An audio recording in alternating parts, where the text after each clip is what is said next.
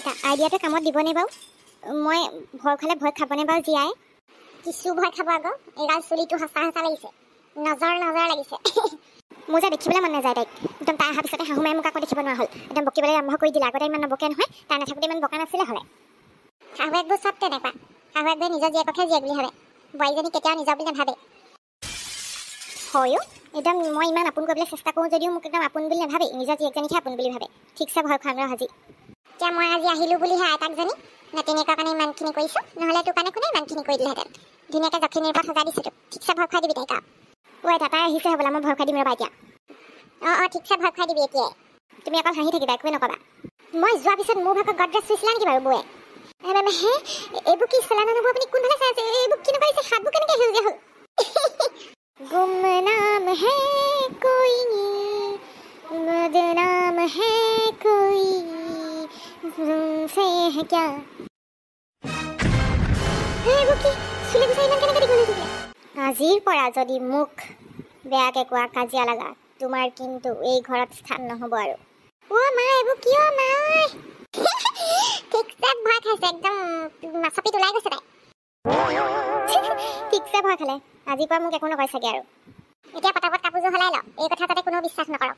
এই মাকে সেই চাবহি নহয় আকৌ দৌৰি আহি পেলাই তই কি পিন্ধি আছ, তই নৰ্মেলকৈ থাক এতিয়া, একো নাই কৰা বুলি কৈ দিবি, জীয়েকক পাগলী বুলি ভাবিব।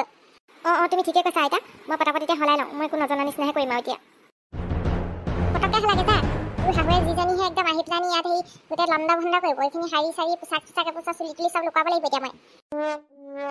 আইতা তুমি চুলি গুচাই দিয়া, মই যাওঁ। চুলি গুচা তুমি এৰুৱাই দিয়া, নহ'লে মই ইমানখিনি চুলি লৈ কেনেকৈ যাওঁ? ৰ মই এৰুৱাই দিছোঁ ৰ। কিন্তু এই জীয়া বোলাজনীয়ে ঠিকছে ভয় খাইছে, কলিজাত ফাটি গৈছে তাই। ভয় খোৱাটো খাইছে, এনেও ভয় পাদুৰি তাই। অলপতে খিটিক কৰিলে ইমান ভয় কৰে, এতিয়া চাগে তাই চাগে ভয়ত চাগে কান্দি থাকিব চাগে। মই যাওঁ কাপোৰবোৰ সলাই লওঁগৈ। এই ৰাতিখন কোনে বিকট চিঞৰ মাৰিছে? কত দিন হৈ গ'ল ভালকৈ টোপনি অহা নাই ছোৱালীজনীৰ চিন্তাতে। এতিয়া ছোৱালীজনী ঘৰলৈ আহিলে ভালকৈ বোলো শুওঁ। শুব সময়তে কাপকুৰি চিঞৰ এটা মাৰিলে কোনোবাই, বা আপদীয়া চিঞৰবোৰ মাৰি থাকে আমাৰ ঘৰটো পাই সঁচাকৈ। মা এইবিলাক কি মানে? কি এইবিলাক কি? ভালকৈ কোৱা, ইমান সেই ফোপাই জোপা ওলাইছে যে কি হ'ল?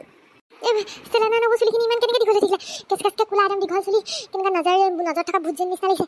মই একদম কি বুলি সুধিলোঁ, মোক একদম যিকেইটা হাঁহি মাৰি দেখুৱালে, মই যাম যে ভয়তে। কৃষ্ণ, কি তই পাগল হ'লি নেকি বকিছ তই?